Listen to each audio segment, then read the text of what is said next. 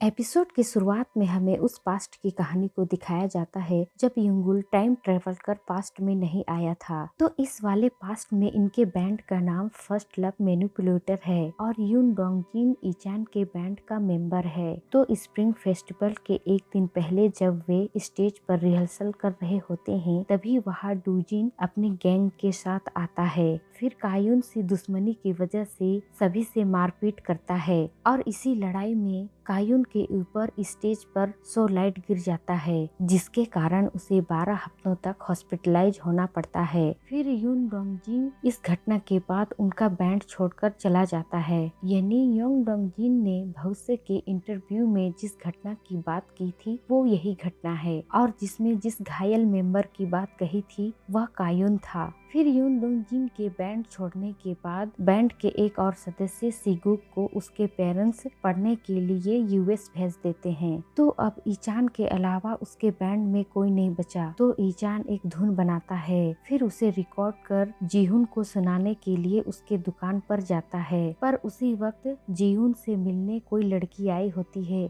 जिसका चेहरा हमें नहीं दिखाया जाता है, इसीलिए जीहुन ईचान को अगले दिन आने को कहता है। तो ईचान उदास होकर वापस जा रहा होता है तभी सड़क पर एक बच्चे को बचाने के चक्कर में उसका एक्सीडेंट हो जाता है। फिर कहानी 2022 में आती है जहां अभी जो हुआ इन सभी घटना के बारे में यूनो को बता रहा होता है। इसके बाद कहानी 1995 के उस पास्ट में आती है जहां यूनो युंगुल को यूनो द्वारा बताए घटना को बता रही होती है। फिर वे दोनों एक्सीडेंट वाली बात को और अच्छे से डिस्कस करने के लिए वहां से भागकर यूनो के घर जाते हैं। तो युंगुल कहता है कि पापा अपने एक्सीडेंट की बात यूनो को नहीं बता सकते। तो यूनो कहती है कि यूनो जब हॉस्पिटल में था तब तुम्हारे पापा यूनो से मिलने हॉस्पिटल गए थे, तब वहाँ उसका कोई बचपन का फ्रेंड मिला था, पर ईचान उसे देखकर वहाँ से भाग गए। तो यूनो ने उससे बात की, तब उन्होंने बताया था कि ईचान का एक्सीडेंट 6 जून 1995 को हुआ था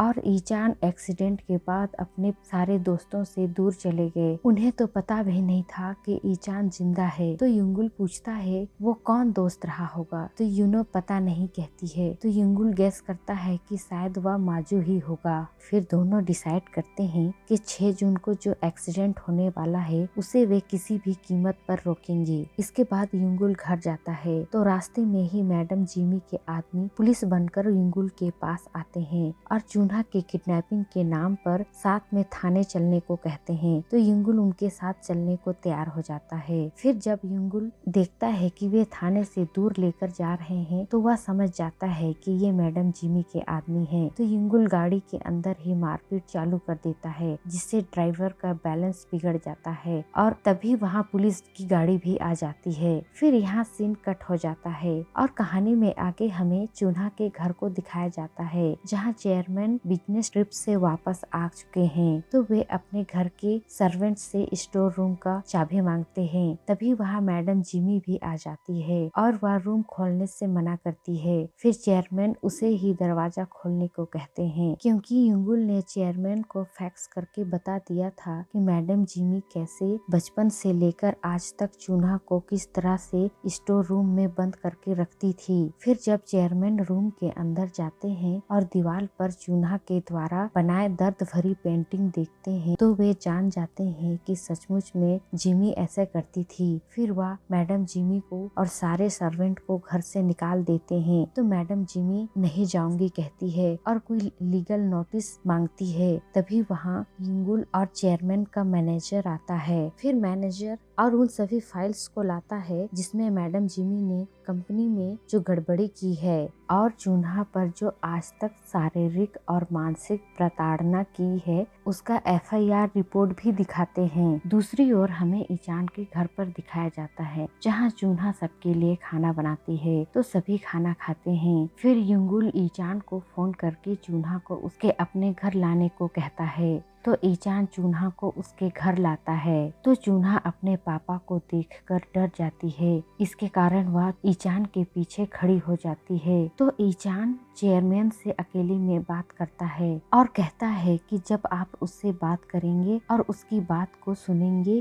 तभी तो आप उसको और वह आपको समझेगी। फिर चेयरमैन को साइन भाषा की किताब देता है और कहता है कि इससे आपको बात करने में मदद मिलेगी। फिर ईचान और युंगुल चून्हा को उसके पापा के पास छोड़कर वापस गेस्ट हाउस आ जाते हैं। तो घर पहुंचने के बाद ईचान युंगुल को कहता है कि वह कब तक घर से भागकर रहेगा, उसे भी अपने घर जाना चाहिए और अपने पिता को बताए कि उसे म्यूजिक पसंद है तो जरूर वे सुनेंगे और समझेंगे। तो युंगुल उन पलों को याद करता है जब वह 2023 में अपने पिता से लड़ाई किया था। तो वह यह सब सोचकर रोने लगता है। फिर इसके बाद दोनों उसकी दादी के पास जाकर सो जाते हैं। फिर आधी रात को युंगुल जानी पहचानी धुन सुनकर जाग जाता है। फिर वह देखता है कि ईचान एक धुन पे काम कर रहा है। तो वह उस धुन के बारे में पूछता है तो ईचान कहता है कि यह धुन उसने खुद लिखी है। तो युंगुल सोचता है कि यह कैसे हो सकता है, यह धुन तो उसके गुरु यानी वीवा ने बचपन में उसे सुनने को दी थी और कहा था कि यदि वह इस धुन पे अच्छे से गिटार बजा लेगा तो उसे उसका पसंदीदा गिटार मिलेगा। फिर ईचान कहता है कि धुन आधी ही बन पाई है। तो युंगुल कहता है कि वह धुन पूरी करने में हेल्प करेगा, बस उसकी एक शर्त है कि वह अगले दिन यानी 6 जून को घर पर ही रहेगा। तो ईचान तैयार हो जाता है। फिर अगली सुबह यानी 6 जून को ईचान उसी धुन को रिकॉर्डेड कर जीहुन के पास जाने वाला था, पर युंगुल ने ईचान को घर पर ही रोक लिया था और दूसरी ओर यूनो उसी जगह पर जाकर खड़ी हो जाती है ताकि यदि गलती से ईचान वहां आ भी जाए तो वह उसे रोक सके।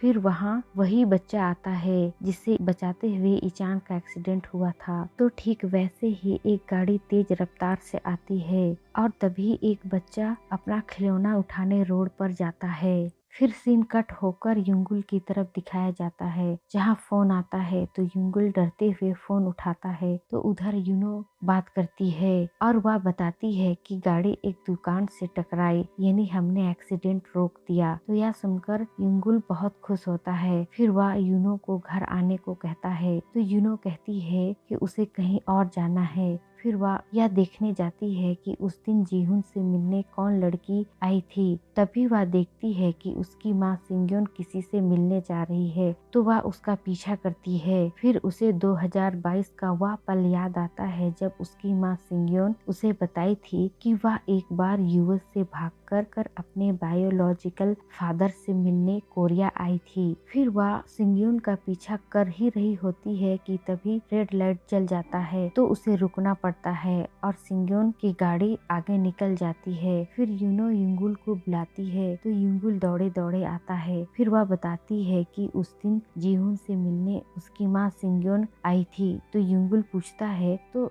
सिंग्योन उससे मिलने क्यों गई थी। तो यूनो बताती है कि जीहुन मेरी माँ का बायोलॉजिकल फादर है और यूएस में जो है उन्होंने उन्हें अडॉप्ट किया है। तब युंगुल को फ्यूचर का वह पल याद आता है जब वह सिंग्योन से उसके घर पर मिला था। तब वह बताई थी कि उसका गुरु यानी वीवा उसके बायोलॉजिकल फादर हैं। तो इतना याद आने के बाद वह आगे बताता है कि वही तो उसके गुरु वीवा हैं जिन्होंने उसे म्यूजिक सिखाया। तो यूनो को भी वह पल याद आता है जब वह फ्यूनरल पर आई थी तो युंगुल को उसके दुकान के सामने रोते देखी थी। तो वह पूछती है तो अच्छा वह बच्चा तुम थे। तो युंगुल हाँ कहता है। फिर युंगुल उससे मिलने के लिए दौड़े दौड़े जाता है और इधर घर पर माजू उस धुन को प्ले कर देता है। तो ईचान माजू को मना करते हुए कहता है कि यह धुन मैंने सिर्फ युंगुल के लिए बनाई है, इसलिए यह धुन कोई नहीं सुन सकता। तो उसके सभी दोस्त ईचान को पकड़ लेते हैं। फिर माजू उस कैसेट को लेकर भागता है तो